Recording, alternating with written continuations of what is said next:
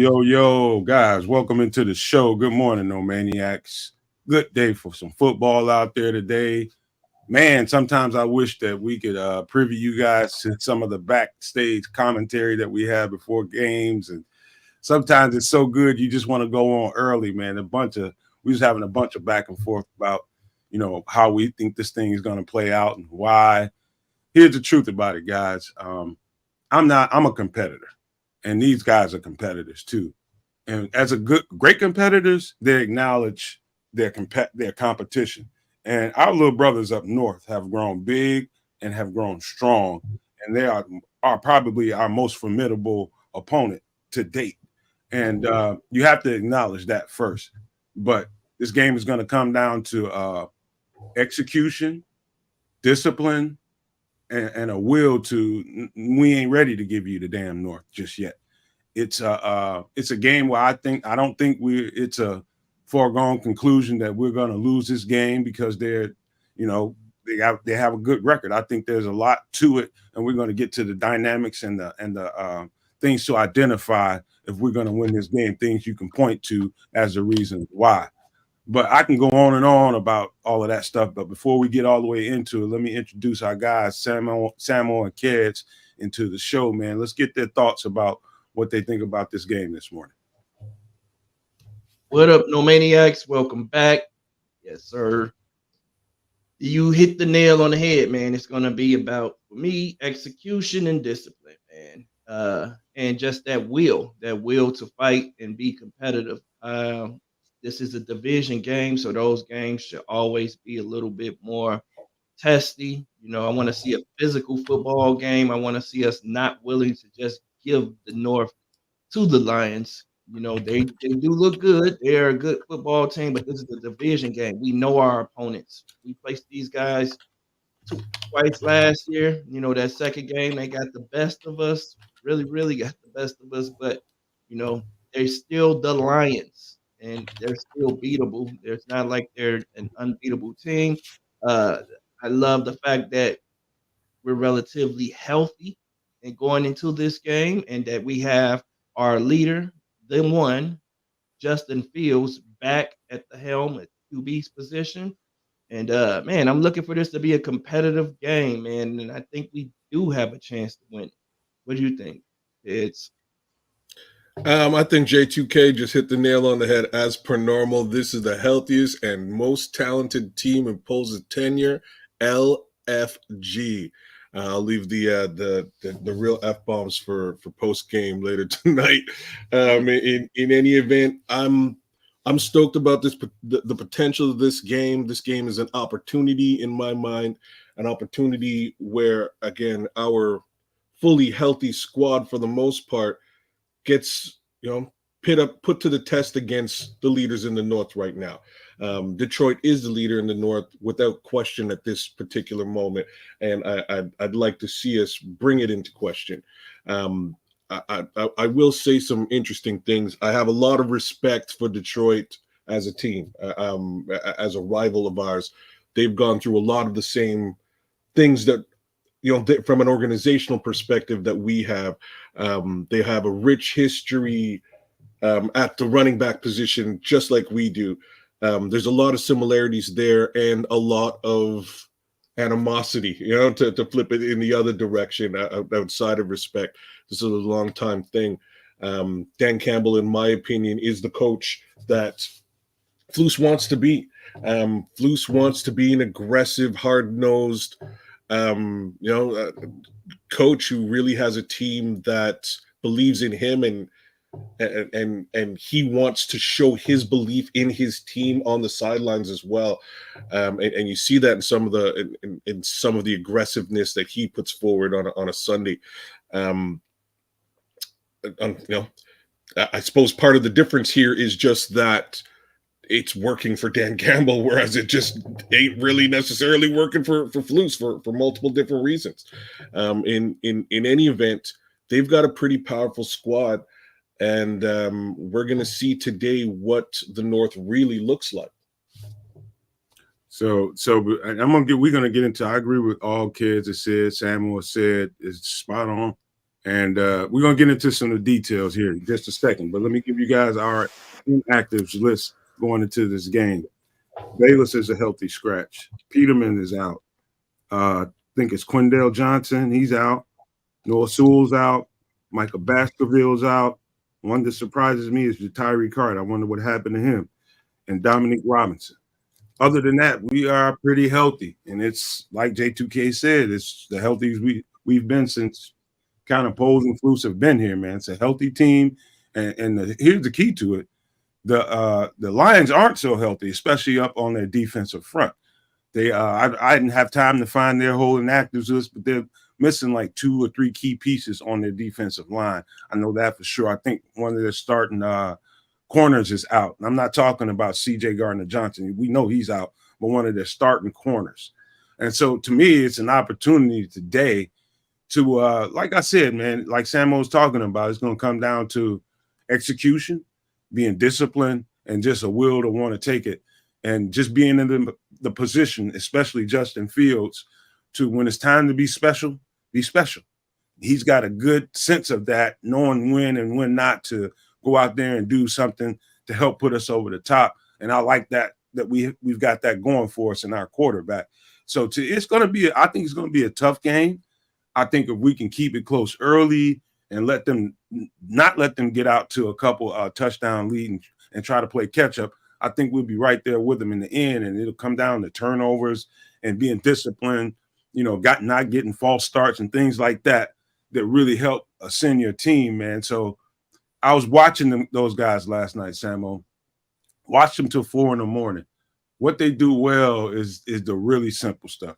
There's a reason why Dan Campbell is a tight end that played in the NFL and has become a successful head coach. I'm going to tell you why. It's because he's putting emphasis on executing blocks. So you can call any play you want to, but if you can block it up right and execute it right, man, you're gonna win those plays more times than you're not. And what they do, I tell you, one particular play that they do well is halfback trap. And I'll just describe it for people who don't understand what that quite means.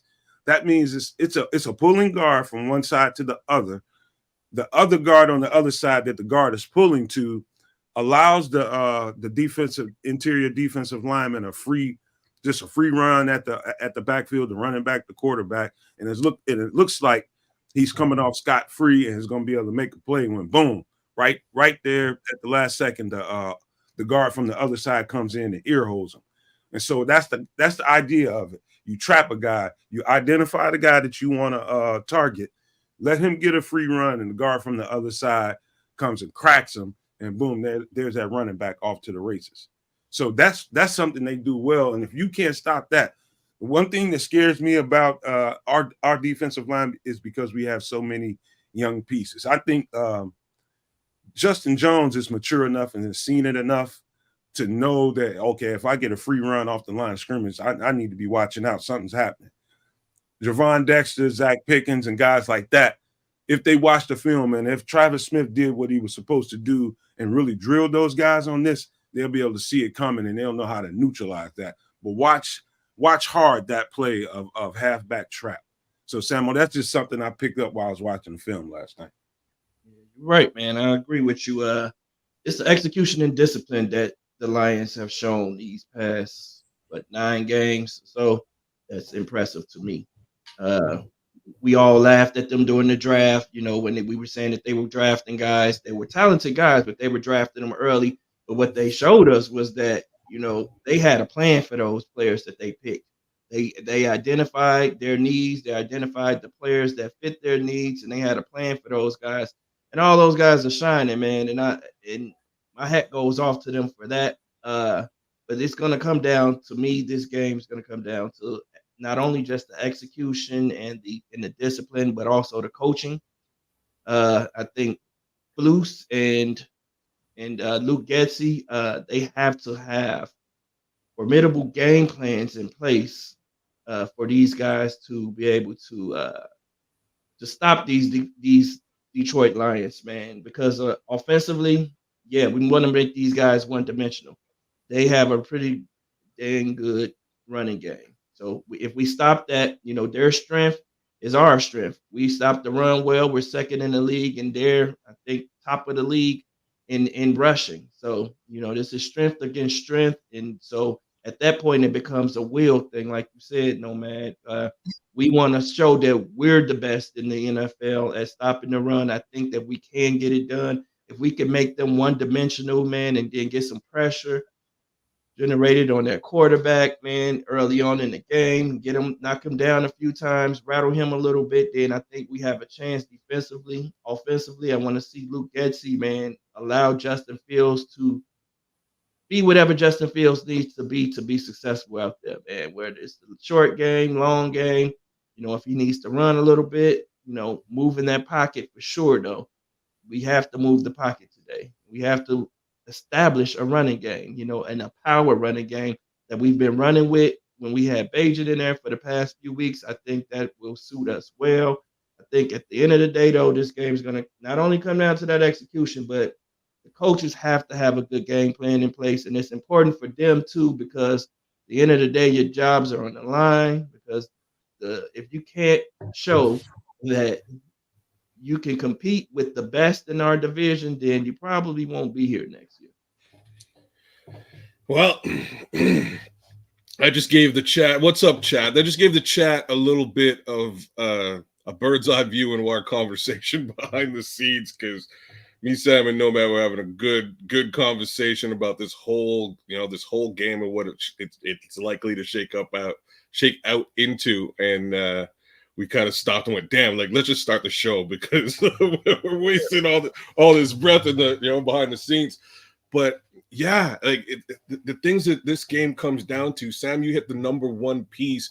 If we can keep that run game down to a minimum, if we can hold down David Montgomery, on revenge game tour, and Jahmyr Gibbs, who again I thought might have been, I'll say two things about the pick. I thought they got him way too early, but I thought he was probably, I thought he was one of the better pickups in the draft period on the offensive side of the ball.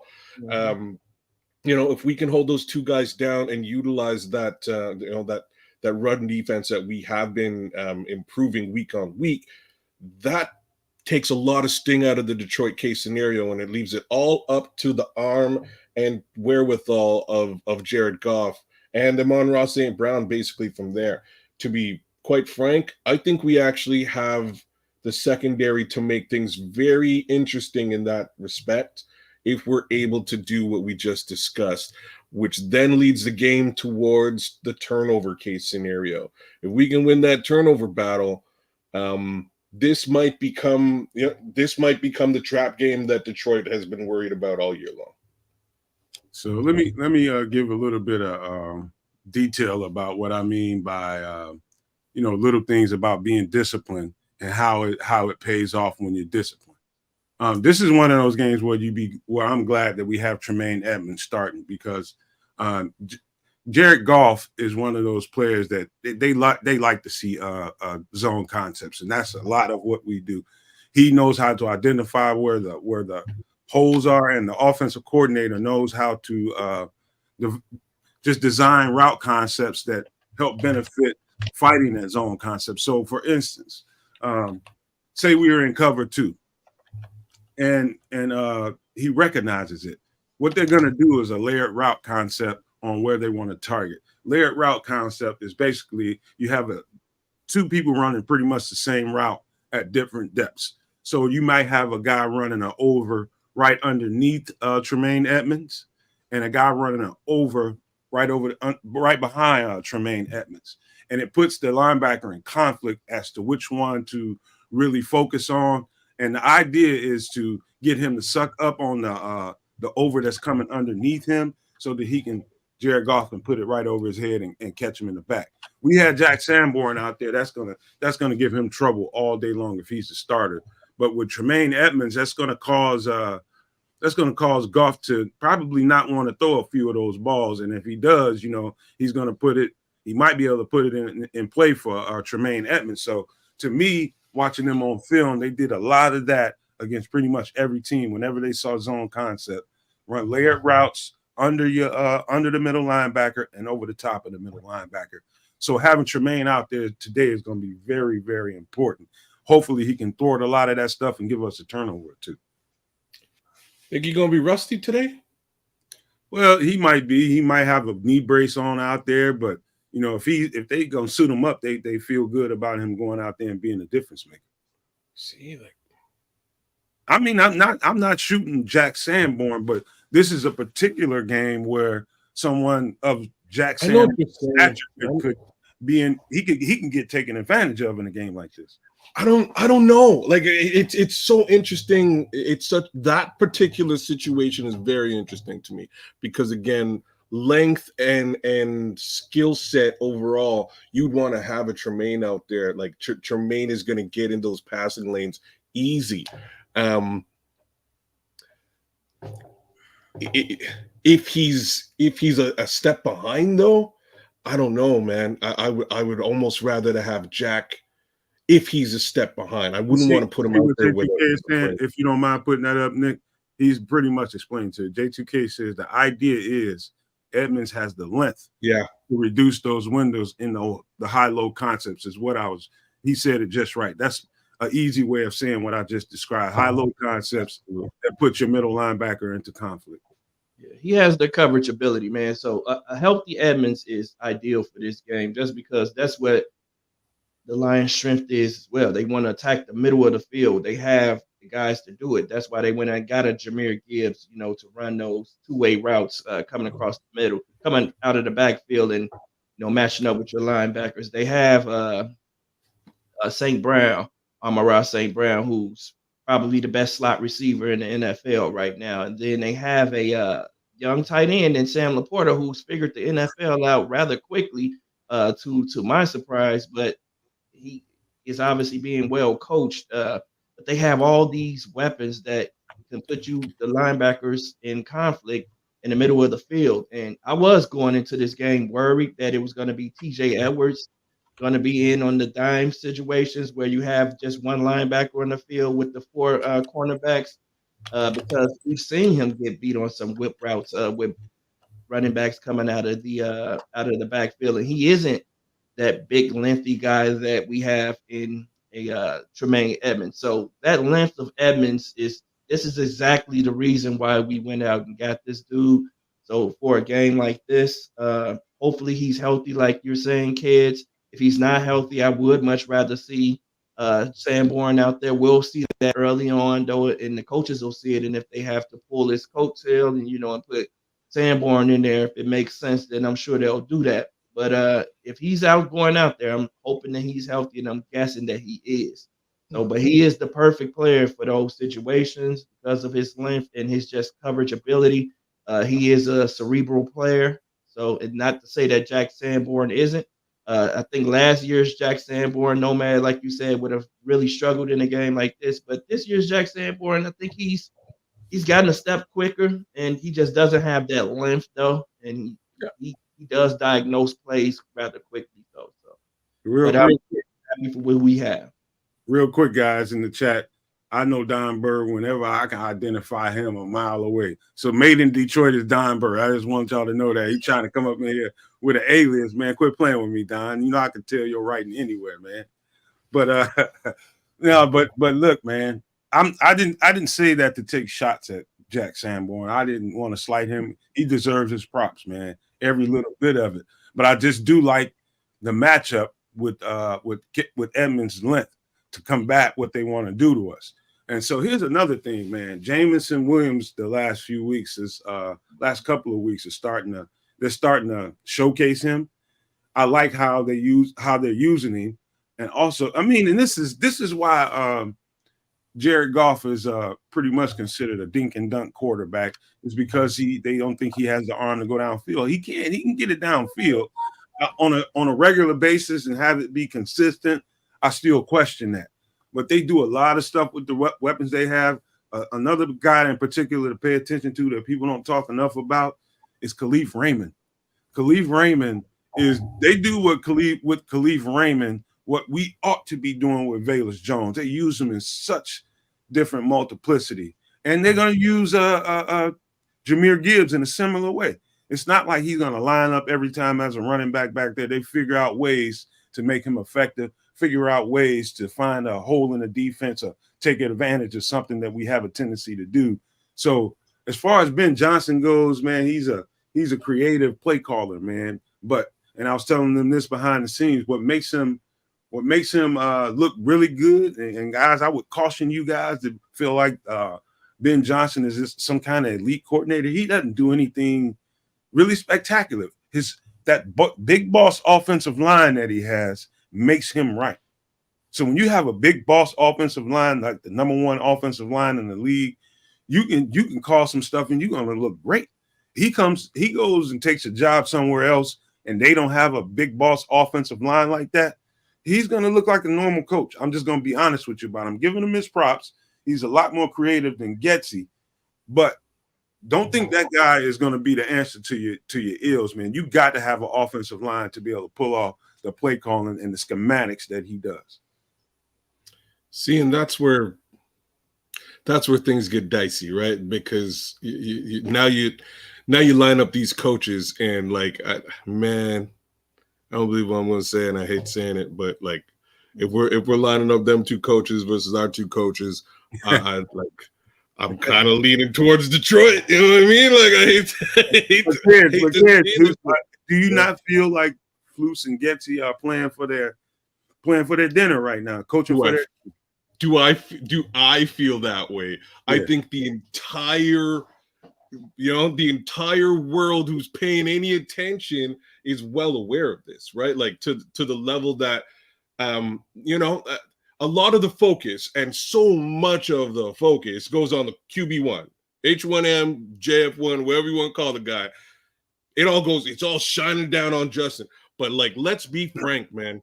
Those two guys have done everything in their power to make that QB1 case scenario as questionable as it could possibly be. And here we are without any answers. Those guys are definitely on the hot seat, whether Poles has come out and said, hey, like I endorse Flus, et cetera, et cetera.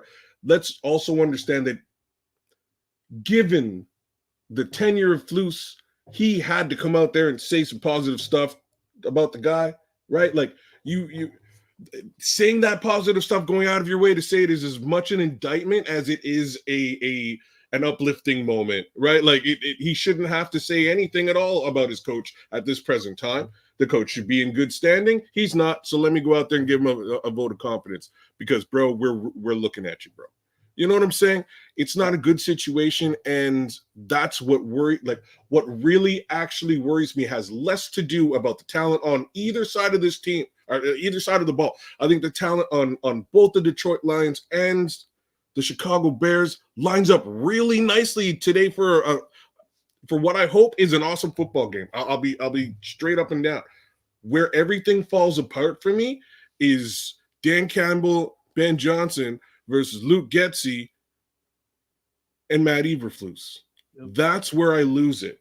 If we don't come out early, I'm gonna say some evil stuff now. If we don't come out early and make our impression felt, I don't trust Luke Getsy to be able to switch it up come halftime and adjust.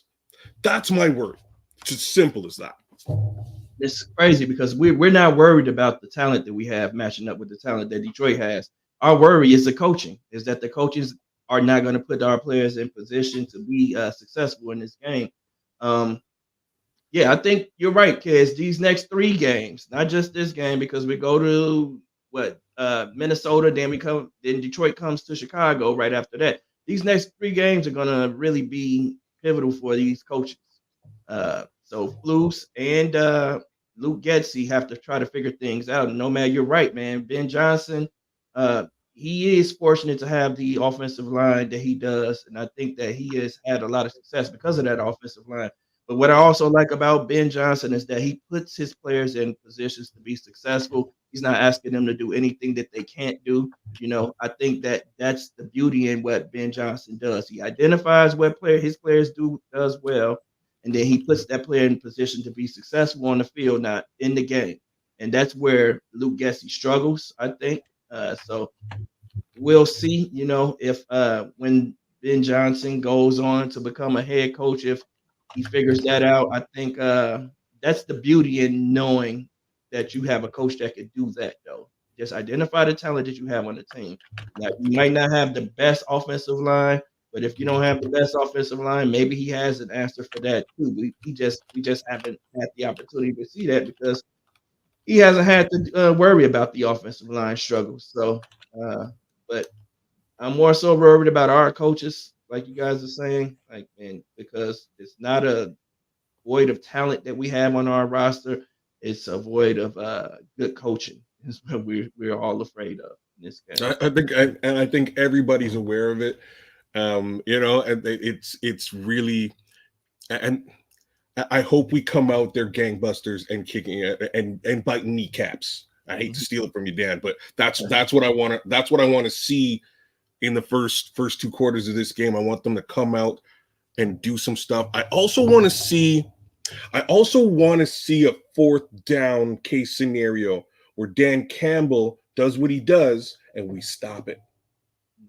I want to see that. I want to see us prevent that fourth down case scenario from Dan Campbell and get a little bit under his craw. You know what I mean? Like this is the type of stuff that I want to see. I would love to see Flus call a fourth down. I hate to say it, but I would love to see him call it and win it over Dan Campbell. These are the type of little coaching things, a challenge, win the challenge. I want to see that type of stuff from Flus today.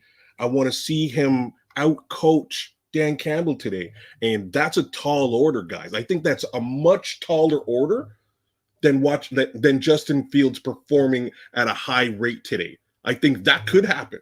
I'm not so sure that Coach Flus can outcoach Dan Campbell. He has to meet that aggression with aggression, like you're saying. Yeah. Like if they're going to be aggressive and go for it on fourth down, we have to be able to stop it, especially early on, to make him second guess it later in the game. But we have to meet that aggression with aggression. At the same time, if there's an opportunity for us on 4th and 2 to go and get a first down, have a play in order to be able to get that first down and execute. I'm hoping that's what was talked about all week during practice, is that we're going to be aggressive in this game. I saw Bear Truth 9 asked about being aggressive on defense. We absolutely have to be aggressive on defense, because if we sit back and we're sitting back in those passive zones, then Jared Goff is going to pick us apart, man, because that's what he likes to do. We have to get pressure on this dude. We have to rattle him. I want to see us disguise coverages, man, mix it up a little bit, man. I want to see some zone blitzes. We have to be aggressive, though, throughout this game on offense and defense. I think on defense, somebody I want to see a big game from today is Kyler Gordon. Yeah. And I think Kyler Gordon can really get into those zones. You know what I'm saying? If he can be disruptive in those zones underneath and in front of Amon-Ra St. Brown, that's a big chunk of the yardage, right? Like that's a big chunk. If he can be effective there, as well as perhaps get in the backfield a couple of times, it could be very disruptive. And with him being out for as long as he was, we started to see it the last 2 weeks. I hope Flus actually utilizes him a little bit more so as a, just as a in a joker capacity today.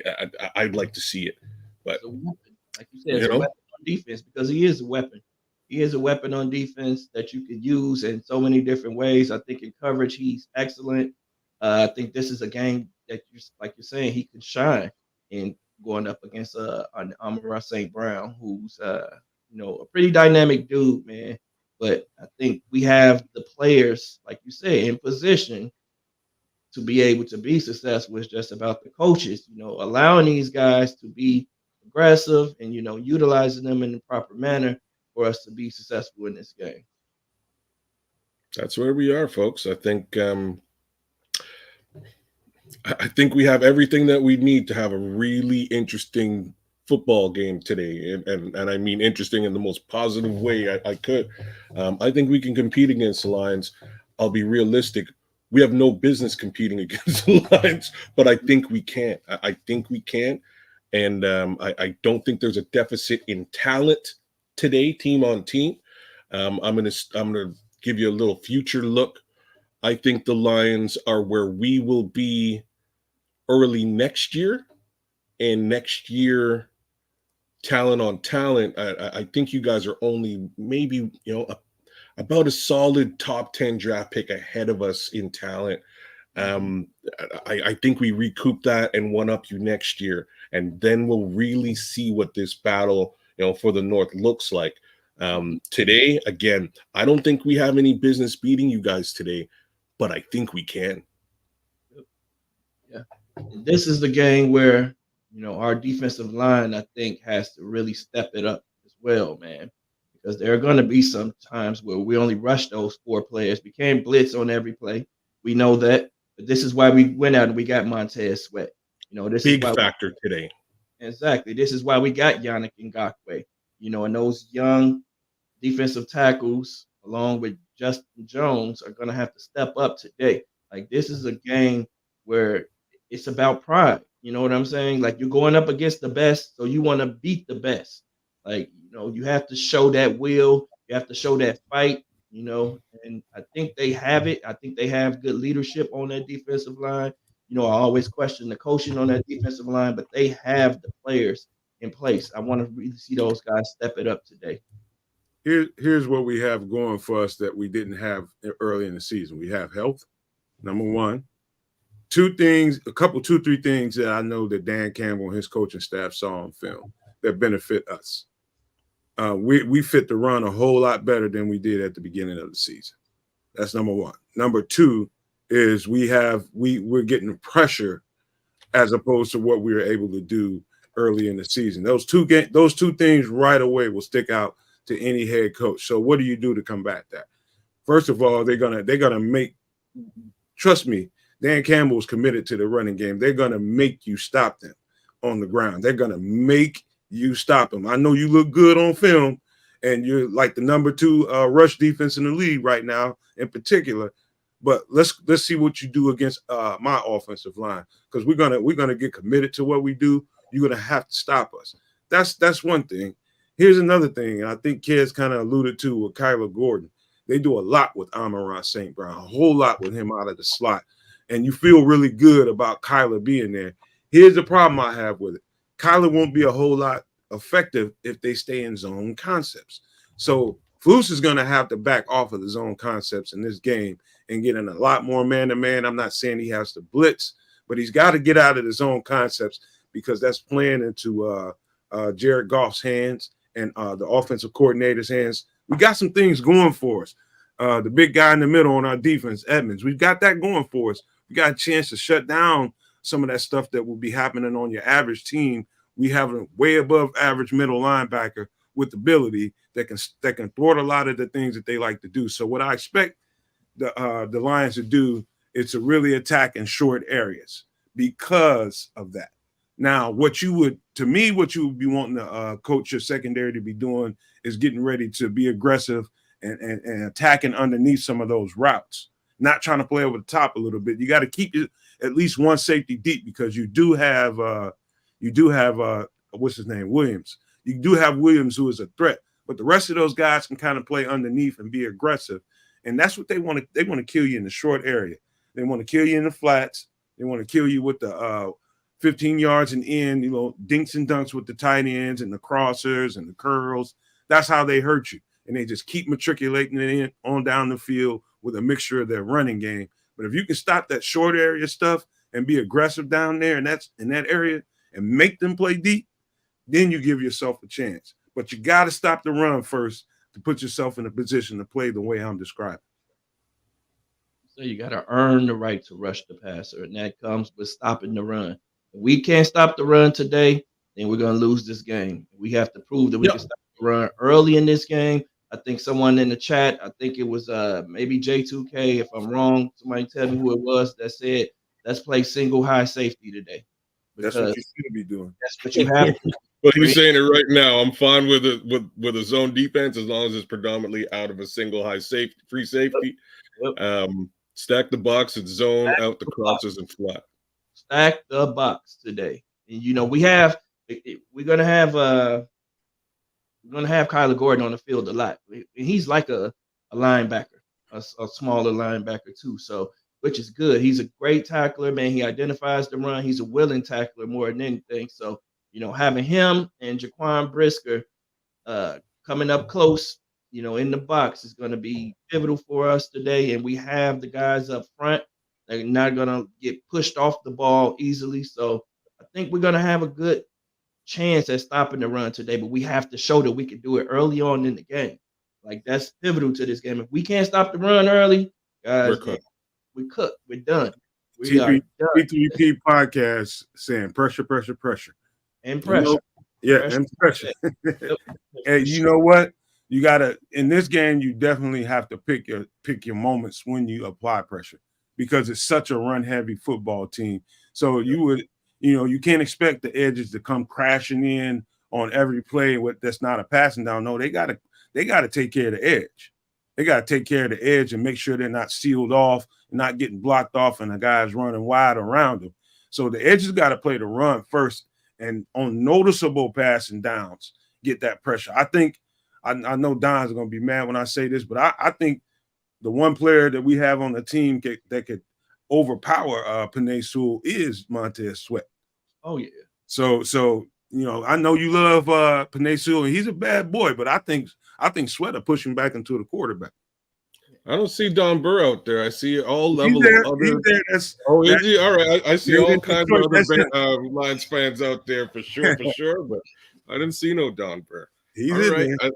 I'm that is a big matchup today. Nomad, you hit the nail on the head. If Montez Sweat can get the better of Penei Sewell a few times today, I think that will really put us in a position where we can start to rattle Jared Goff's cage, right? Like that's what I want to see. I'm not going to put all the onus on Montez. I want to see the resurgence of Yannick Ngakoue today. There's really no reason for him to have the sack numbers that he has at this present time. I'm going to give him the benefit of the doubt on the first 6 games of the season. We'll just call that a write-off. We got 7 more games to go here, bro. Let's put some numbers up. I think you can do it. You have pressure coming from the other side now, and you do. Get back there. Heck, you were getting back there with Dom Robinson early into the season. Let's get you back there. Get you being disruptive again today. I'm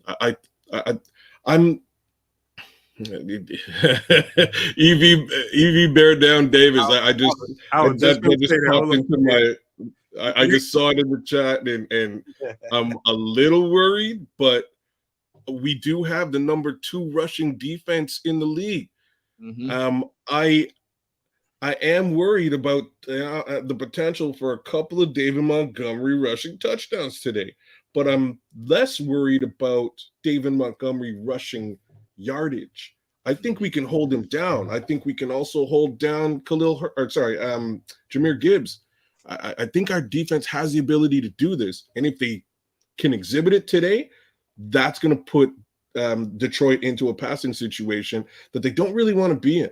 At least not against our secondary. I think our secondary can step up and assume that challenge, which again makes for a really interesting football game between us and these Lions that have a record that we should be afraid of. I'm not so sure if it's as respective of the talent that they're putting out on the field versus the talent we're going to put out on the field today. This is where you see the value of having a guy like Montez Sweat, though, man, because not only is he a good pass rusher, man, but he's great against the run, man. Great. Not good, great against the run. Mm-hmm.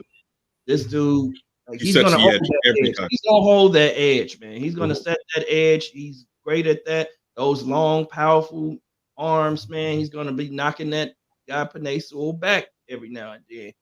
He's going to get into the backfield, and I think this is the game that he has the opportunity to really shine for us as well and really open things up for the other guys on the offensive line. Like you said, it is time for us to see why we signed Yannick Ngakoue. Maybe he gets a lot of one-on-ones today, and we see that cross-chop move, work to perfection today.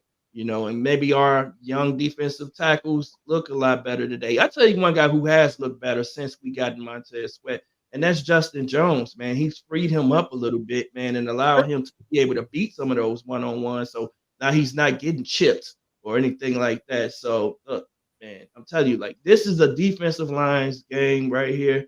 Like, they have to step it up today, man. And it has to be all of those guys. I expect our rookies to have to step it up as well. We need Javon. Come on, Javon. Javon Dexter, it's your game, baby. It's your time to get your sack, man. You've been close in all these different games, and we haven't seen a lot from Zach Pickens in the past few weeks. Zach, let's get active today, man. This is the defensive line's dream today, to go up against the best offensive line and show what the hell you got. Okay, guys, we're going to get you guys out of here and get you ready for kickoff. I've seen all the David Montgomery comments. Man, love you, David Montgomery. Miss you. But you ate a crack sandwich for breakfast today for nothing. You ain't going nowhere, man. You ain't going nowhere, David Montgomery. I'm sorry, but we can't let you get off today, man. We got something planned for you. I know you got a big game in your mind, man, and you're ready for us, and you got your feelings about this game, but we can't let you have it. Not today, man. So before we get out of here, I got to leave y'all with this, because kickoff is just a few minutes away. We'll see you guys at 8 o'clock tonight for 8 p.m. Central for post game tonight. Win or lose, we will be here at 8 p.m. Central. So on your way out of here, guys, make sure you hit that like. Make sure you hit that subscribe button for all you new people that are watching the show. Share and hit your notification bell so you can know whenever we do a video. But with that being said, I got to get out of here with this, you guys. Love, peace, and hair grease, y'all. Bear down.